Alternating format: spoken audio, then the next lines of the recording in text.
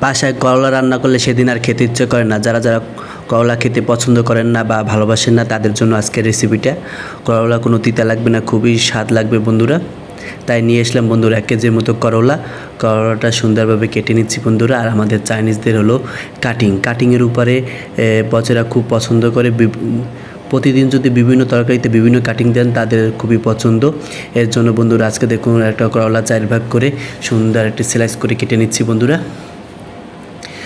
নিত্য নতুন তরকারি খেতে সবাই পছন্দ করে, আর এই করলাটা কোনো তিতা লাগবে না। আজকের যে রেসিপিটা সবাই দেখুন বন্ধুরা।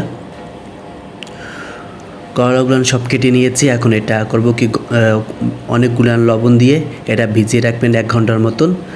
আরেকটা পদ্ধতি হলো গরম পানি দিয়ে সেদ্ধ করে সেই পানিটা ফেলে দেবেন, তাহলে দেখবেন করলাটা কোনো তিতা লাগবে না। আর করলার সাথে আজকে পাক করব বন্ধুরা ডিম এবং করলা। আপনারা মাংস দিয়েও পাক করতে পারেন, মাংস দিয়ে পাক করলে খুবই স্বাদ লাগে। এখন চলে যাব কড়াইতে, ডিমটা সুন্দরভাবে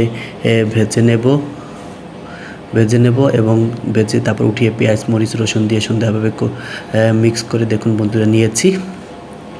এভাবে করলা একবার খেয়ে দেখেন, খুবই স্বাদ। আর করলাটায় একটু সয়া সস ইউজ করবেন, তাহলে কোনো তিতেই লাগবে।